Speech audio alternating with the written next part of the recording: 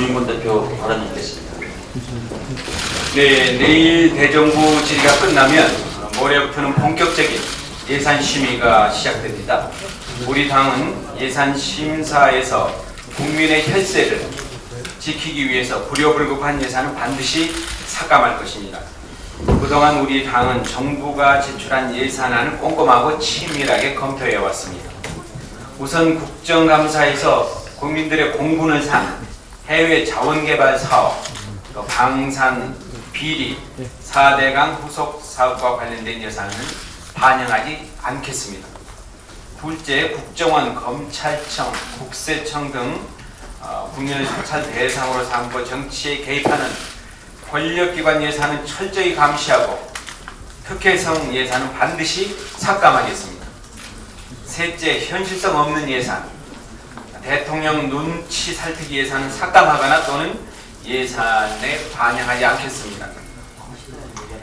소위 묻지마 예산이라든지 대통령 눈치 살피기 예산의 시대는 끝났습니다. 예를 들자면 국정원, 국방부, 경찰청 등 소위 묻지마 예산인 특수활동비 150억 증액 부분은 전형적인 삭감 대상입니다. 또 DMZ 평화공원 조성 사업은 작년에 예산이 책정됐으나 전혀 진척이 없는데 올해 또 394억 원이 책정됐습니다. 오이사 조치 해제도 없이 비무장지대에 이 사업을 할 수 있는지 정부에 되묻지 않을 수 없습니다. 국민의 지갑에서 나온 혈세는 나라를 위해서 제대로 쓰여야 합니다. 정부의 잘못된 재정 운영으로 계속 밑빠진 독에 물을 붓고 있을 수는 없습니다. 소 잃고 외양간 고치는 일이 없도록 우리 당은 꼼꼼하게 국민의 입장에서 예산을 심사할 것입니다.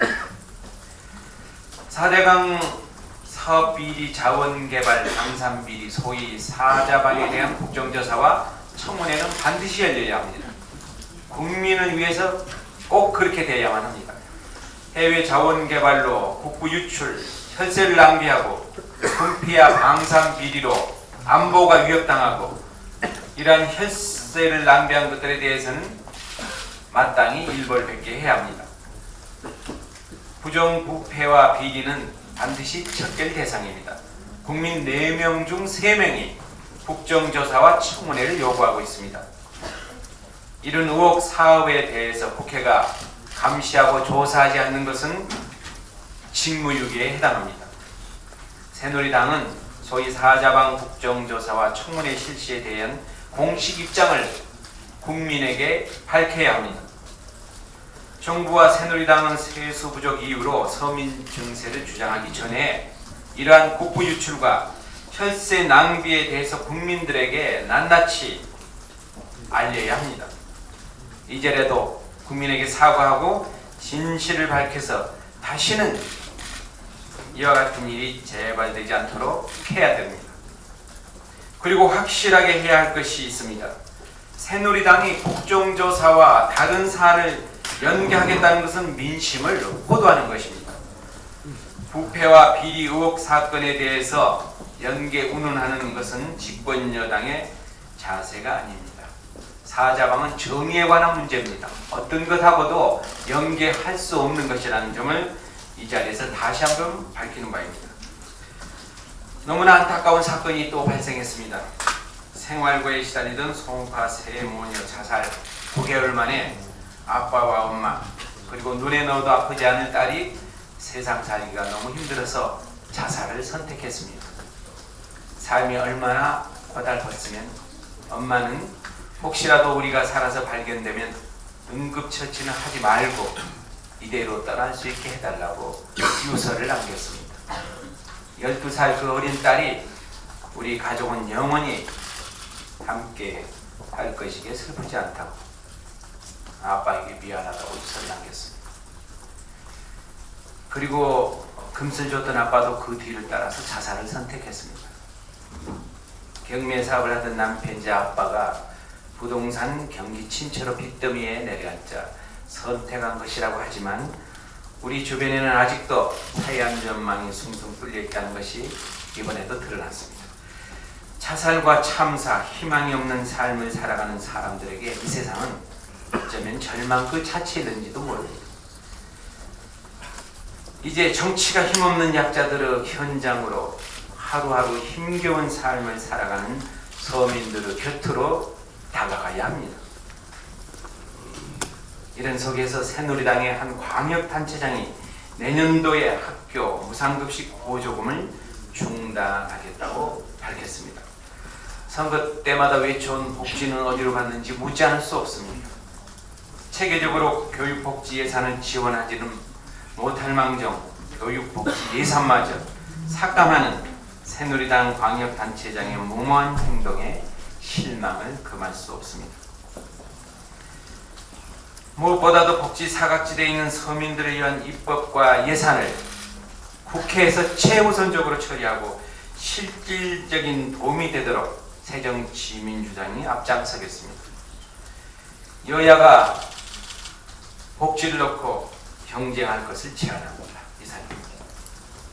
네, 이어서 백재현 의원님의 정치의당의 발언이 있겠습니다. 예.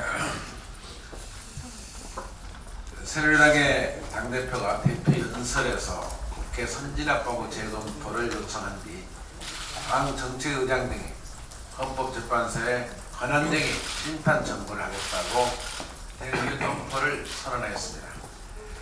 19대 총선 당시 박근혜 비상대책위원장과 새누리당 국회의원들이 강력하게 주장하였고 여야 합의로 만들었던 국회 선진화법을 이제 와서 자신들의 억지 주장들이 뜻대로 되지 않는다고 뒤엎으려고 있습니다.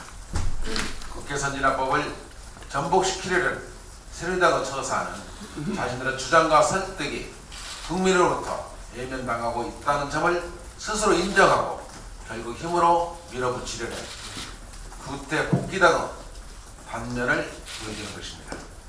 국민 앞에서 약속을 헌시작처럼 버리려는 독단, 독선, 독주 새누리당은 결국 국민으로부터 버림받게 될 것임을 명심하기 바랍니다. 결국 제2차 남북 고위급 접촉이 무산되고야 말았습니다. 남북관계 발전을 바라던 국민들의 염원을 외면한 남북 당국의 강한 유감을 표합니다. 어찌 보면 아주 사소한 일로 대사를 망치는 것이라고 말할 수 있습니다. 대북 전단 살포 이 문제를 풀어내지 못한 우리 정부 무능함에 실망하지 않을 수 없습니다. 아울러 북한 당국의 경직된 태도도 유감이 아닐 수 없습니다. 어제 탈북단체 대표들이 효과적인 방법으로 비밀리에 대북 전단 살포를 계속 하겠다고 밝혔는데 우리 당에서는 더 이상 정부 방임적 태도를 지켜만 볼 수 없습니다. 새정치민주연합은 조만간 대북 전단 살포 문제를 법적으로 규제하는 방안을 마련할 것입니다. 우리 정부가 먼저 대북 전단 살포 문제에 대한 전향적인 자세를 견지해 남북 당국 간 대화를 성사시켜 이산가족 상봉 정리와 우의사 조치의 철회, 금강산 관광 재개와 같은 남북관계 현안을 조속히 해결할 것을 촉구합니다. 그럼 한내 호주 캐나다 비준 동향 관련 설명을 드리도록 하겠습니다. 대통령의 시절 연설과 여야 지도부 회동을 통해서 한 호주, 한 캐나다 FTA의 관세 인하를 통한 시장 선점 효과를 누릴 수 있도록 조속한 비준 동향의 처리를 부탁한 바가 있습니다.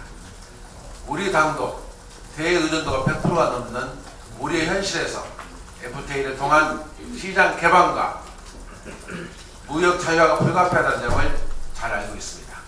그러나 정부 여당이 일방적으로 FTA 비준 동의를 처리하는 것에 대해 우려를 표합니다. 일각에서는 대통령의 APEC 방문에 맞춰 조급하게 FTA 비준 동의안을 부실 처리하는 것이 아닌가 하는 의구심을 가지고 있습니다.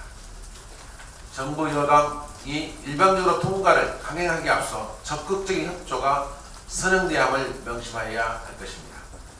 즉 FTA의 피해보전 직불제의 현실화 문제, 무역이득 공유제 법제화, 그 다음에 가축사에 대한 부허가 가축사에 대한 양성화 대책 등을 정부는 전향적으로 협조하여야 할 것입니다. 또한 FTA의 비준 동의안을 위해 관련 상임위의 산업이, 농해수, 애통이, 기재 등과 함께 연쇄회의를 통해 내용에 충실한 논의가 이루어지도록 우리 새정치민주연합은 최선을 다하겠습니다. 이상입니다. 네, 이어서 백봉기 의원의 발언이 있겠습니다.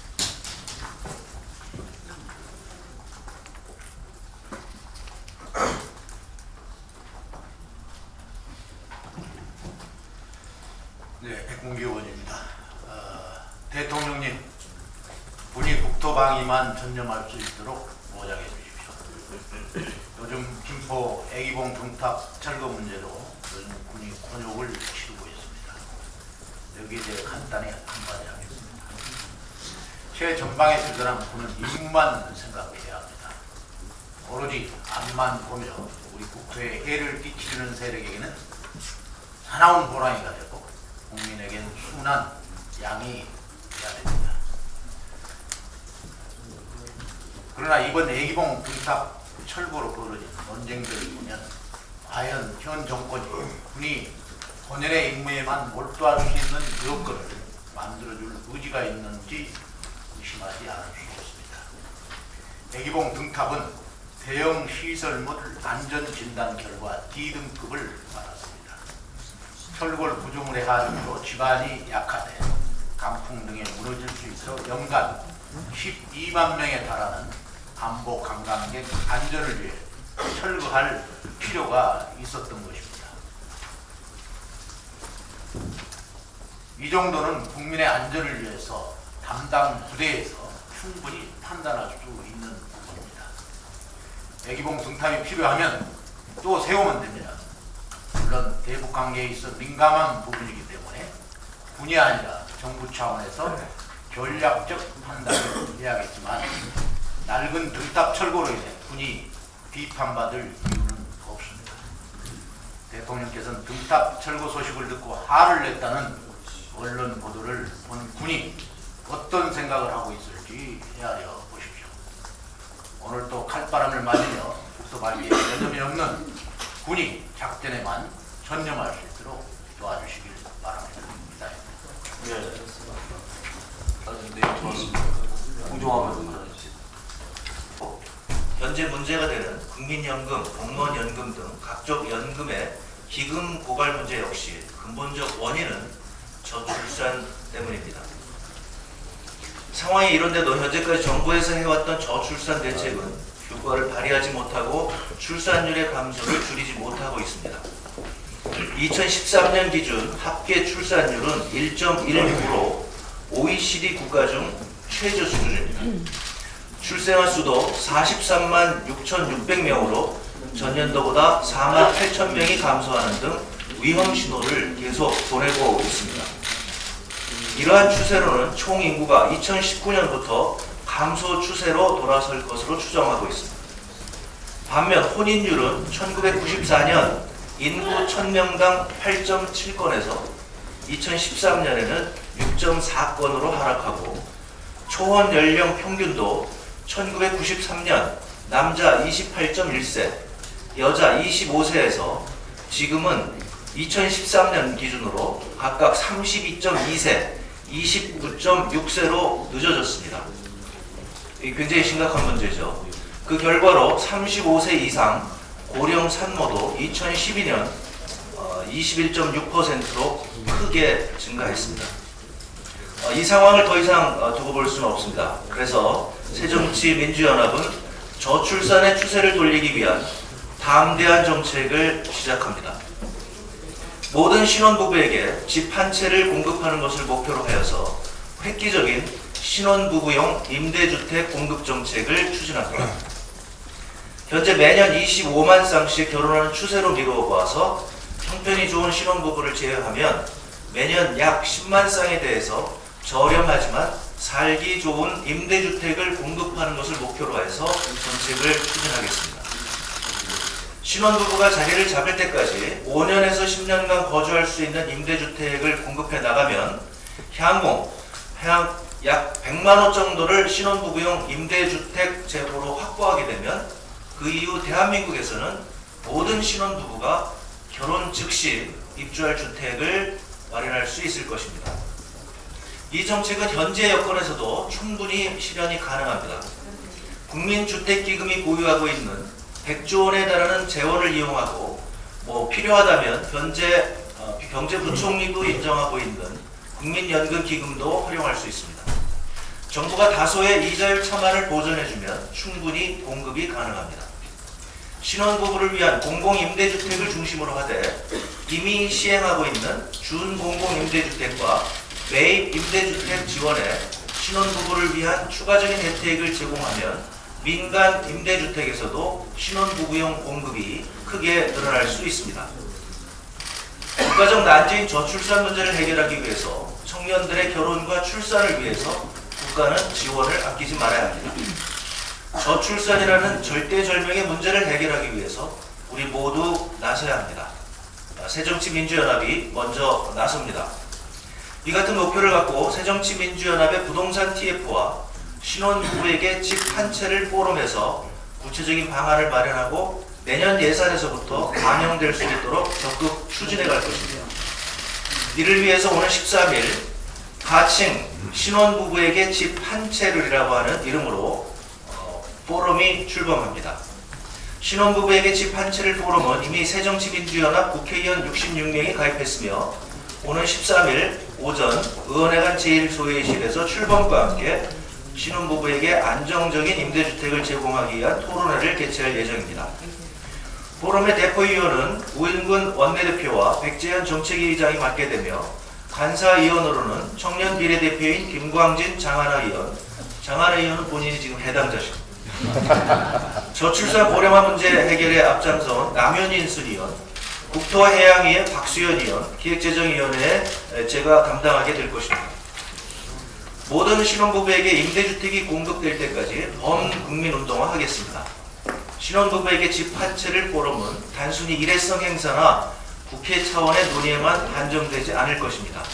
모든 신혼부부에게 임대주택이 공급될 때까지 범국민적 차원의 운동을 지속적으로 벌여나갈 것입니다. 많은 성원 부탁드리겠습니다. 네. 홍의원님, 먼저 70년代명단에 원내대표단을 전부 다 집어넣으시겠어요? 네. 아주 그 신혼부부의 꿈이 무지개처럼 피어나기를 소망합니다. 좋습니다.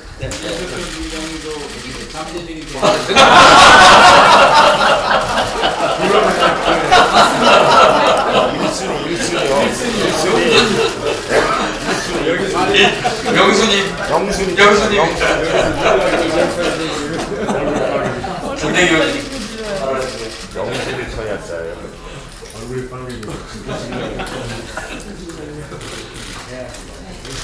내년이면 해방 70주년입니다. 일제로부터 해방된 지 70년이 지나도록 일본 정부로부터 일본군 위안부에 대한 공식 사과를 받아내지 못하고 있습니다. 유엔을 비롯한 국제사회가 전쟁 상황에서 아시아 여성을 성노예로 만든 일본 정부의 반인륜적 행동에 대해 공개 사과를 요구하고 있음에도 일본 우익 정부는 계속해서 모르쇠로 일관하고 있습니다. 미국 뉴욕주를 비롯해서 미국 내 7곳에 위안부 피해자들의 아픔을 기리는 기림비가 설치되었습니다. 우리도 조금 늦은 감이 있지만 올해 2월 국회에서 일본군 위안부 피해자 추모공원 조성 및 기림비 설치에 관한 결의안을 채택했습니다. 피해 당사국인 우리가 위안부 피해자 추모공원을 조성하고 공원 내 기림비를 설치해서 피해자의 명예회복과 올바른 역사교육에 앞장서야 한다는 결의를 모았다는 데 큰 의미가 있다고 할 것입니다. 그런데 문제는 국회 사무처가 2015년 예산안 편성 과정에서 추모공원 조성 및 기림비 설치 예산을 확보하지 못했습니다. 여성가족부가 조사한 바에 의하면 전쟁기념관 내 부지나 독립공원 부지 등을 활용할 경우에 약 5억 원 정도의 예산이면 충분하다고 합니다. 한 해 수천억 원의 예산을 편성하는 국회 사무처가 기재부를 설득하지 못해서 5억 원 예산을 마련하지 못했다는 것은 기림비 설치에 대한 의지 부족이라고 하지 않을 수 없습니다. 6일 국회 운영위원회에 2015년 국회 사무처 예산안이 상정됩니다. 국회 사무처가 확보하지 못한 기림비 설치 예산을 국회 운영위원회에서 새로운 기목을 만들어서 편성하도록 해야 할 것입니다. 이상입니다. 네. 이어서 김성주원 의원님께서는. 인천에 새 가족이 너무 살기 힘들다며 스스로 목숨을 끊었습니다. 엄마 유서에는 언제나 돈이 없다, 마이너스 인생이다, 점점 나락으로 떨어진다고 했고 12살 중1 여학생의 영원히 함께 할 것이라고 하는 유서가 더욱 슬프게 합니다. 미안하다는 말을 남겨 우유 가슴 아프게 한 송파 새모녀 비극에 이어 살던 집을 비워줘야 되는 상황을 맞아 국밥값과 장례비를 남기고 쓸쓸히 세상을 떠난 혼자 사는 기초수급자 노인에 이르기까지 서글픈 죽음들이 이어집니다. 이들의 비극을 막지 못하는 안타까움에 생각이 멈춥니다. 그러나 이 가난한 이웃들은 노동 능력이 있거나 부양 의무 가족이 있다는 이유로 정부의 지원을 받을 수 없었거나 설사 받고 있었다 하더라도 절망적 상황에서 벗어날 수 없었던 것입니다. 그만큼 빈곤층을 돕는 우리나라의 공공부조제도가 매우 취약하기 때문입니다. 정부 여당은 빨리 기초생활보장법 개정안을 통과시켜야 한다고 대통령까지 나서 재촉하지만 실상은 현재 국회에서 논의 중인 기초생활보장법 개정안이 통과된다 하더라도 이들은 지원 대상이 되지 못한다는 것입니다. 복지 사각지대 해소를 위해 부양 의무 부과를 대폭 완화하자는 새정치연합의 요구에 대해 돌아오는 정부의 답은 항상 돈이 없다입니다. 새정치연합은 송파 세모녀의 비극을 막지 못하는 송파 세모녀법을 심의하고 통과시켜야 되는 기막힌 답답함이 있습니다. 최저소득 보장, 실업구제, 의료보호, 화상회생 등 촘촘한 사회 안전망을 갖추지 않고서는 이웃의 비극을 먹먹한 가슴으로 바라볼 수밖에 없는 인색한 경제대국 대한민국의 슬픈 저하상을 계속 보게 될 것입니다. 저는 여야 정의, 우리의 가난한 이웃을 돕는 기초생활보장 확대를 위한 법안 개정을 앞두고 고입금 논의를 벌일 것을 제안합니다. 이것이 진짜 민생 정치일 것입니다. 네, 이어서 우리 남민현 의원님 말씀드리겠습니다. 고 시내철시 사건의 이면에는 TV, 의료 프로그램의 간접 광고의 부작용이 있습니다. 이에 대해 심각히 고민하고 대책을 마련해야 된다고 생각합니다. 최근 방송사에서 아빠 투어 의료 프로그램들을 방송을 하고 있습니다. 이런 의료 프로그램들은 출연자들 수술 방법에 대한 제대로 된 검증도 없이 출연을 시키고 있습니다. 무분별한 기만치료, 성형수술, 특히 안정성과 효과로 입증되지 않은 수술을 TV 프로그램에서 선전하고 국민들을 현혹하고 호도하는 황당한 일은 현재도 진행 중입니다. 출연 의사들에 대한 정확한 검증도 없이 그 분야의 전문가로 착각하게 됩니다. 이들은 방송을 타고 유동수를 타고 이를 이용해 환자를 모집하고 있습니다. 상담은 유명 의사가 하고 실제 수술은 얼굴 없는 다른 의사가 하는 유령 수술도 마련해 있다고 합니다. 의료법상 의료 광고가 금지를 내치는 방송입니다. 그리고 신문방송, 잡지 등을 이용해 기사 또는 전문가의 의견 형태로 표현되는 광고도 금지되어 있습니다. 그런데 이런 프로그램들이 광고가 아니라고 말할 수 있을까요? 지금이라도 보건복지부 및 관련 부처는 이런 종류의 방송을 중단할 것을 검토하고 의료법상 문제가 있는 부분들에 대해서 엄정하게 조치할 것입니다. 의료의 상업화가 진행되고 있는 지금 피해자는 몇몇 개인이 아니라 국민 모두가 될 것임을 명심해야 할 것입니다. 한 가지만 더 말씀드리겠습니다. 오늘은 그 부관 참모로부터 성추행을 당하고 자살한 5대2 사건에 대한 심리 부검의 결과가 나온 날입니다. 5대2가 왜 자살에 이르게 되었는지에 대한 결과가 나온 것으로 오늘 이 결과를 관심 있게 지켜볼 것입니다. 현재 5대2 사건은 항소심 재판 중에 있습니다. 지난달 29일에 있었던 여성가족위원회 국정감사에서는 국방부 인사복지실장과 김웅석 법무실장을 증인으로 채택하여 당시 5대2 사건의 가해자를 옹호하며 진실을 호도하고 윤일병 사건과 관련해서는 여론에 밀려 군수사가 제대로 되지 못했다는 글을 인트라넷에 올리는 등 직권을 남용하여 무리를 일으킨 김웅석 법무실장이 고등군사법원장으로 내정되었다는 사실을 지적해냈습니다. 진실을 은폐하는 데 앞장섰던 당사자가 항소심 사건을 다루는 고등법원장이 되는 것은 고양이에게 생선을 맡기는 것과 다를 바 없습니다. 윤일병 사건과 5대2 사건에서 보여준 김웅석 법무실장의 인식과 처리 방식을 보면 고등군사법원장에 임명하는 것은 어불성설이라고 봅니다. 이 문제에 대해서 내일 기자회견이 있을 예정입니다.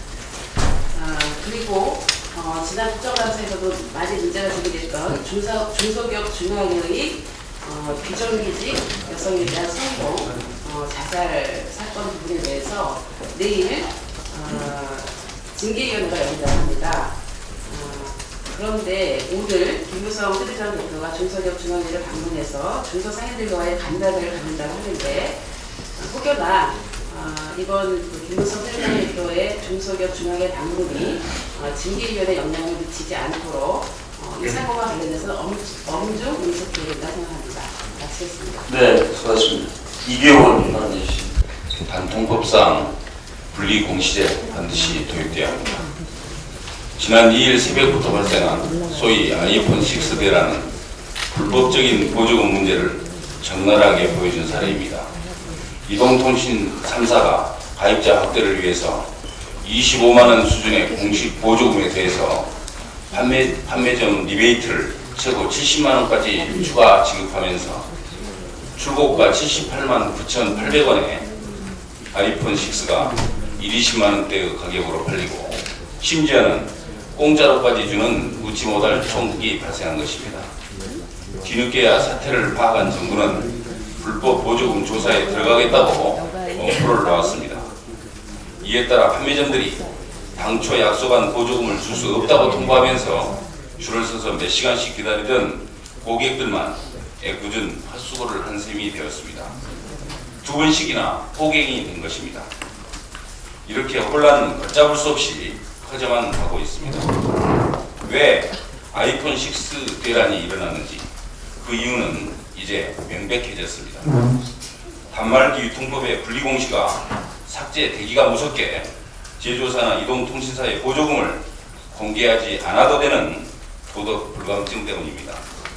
어제 정부는 현장 조사를 거쳐서 법 위반 사항에 대해 형사고발 등 필요한 조치를 취하겠다고 했습니다마는 이는 결코 근본적인 대책이 될 수 없습니다. 정부는 이제부터라도 제조사와 유통사, 대기업에 의해 휘둘리지 말고 단통법의 분리공시제 도입 취지를 반드시 살릴 수 있는 실질적인 대책을 찾아야 합니다. 이상입니다. 네. 모든 정책은 과거를 반추해서 현재를 진단하고 미래의 계획과 설계를 세워야 할 것입니다. 저는 국방정책도 외일 수 없다고 봅니다. 어제 통일외교안보 분야의 대정부 질문에서 역시나 사드와 전작권에 전환된 질의가 쏟아졌습니다. 움직일 수 없는 진실 하나는 박근혜 정부가 국방 정책을 믿을 수 없다는 것입니다. 지난 5월 전작권 전환 재연기는 미국 국방 관리의 발언을 통해서 드러난 데 이어서 이번에는 미국의 기관지인 성조지에서 연합사와 210 연안 한강 이국 잔류를 한국 정부가 요청했다는 사실이 드러났습니다. 결국 전작권을 차질 없이 추진하겠다는 박근혜 정부의 공약도 또 210 화력연합과 연합사가 잔류하면 YRP, LPP를 차질을 빚게 된다는 보도에 대해서 계획대로 진행된다 하는 그런 틀에서 최적화된 방안을 갖고 있다는 국방부 해명도 다 거짓으로 드러났습니다. 2650년 전 우리도 나라의 근간을 이룬 세 가지가 족식, 적평, 임무식 분립 이라고 했습니다. 모든 국가의 정책의 근간은 국민적 신뢰입니다. 국민적 신뢰가 없이 추진된 정책은 분명 실패할 것입니다. 이 정부 또한 그 정부 또한 실패한다는 것은 박근혜 정부의 명백히 분명히 명심해야 할 것입니다. 이상입니다.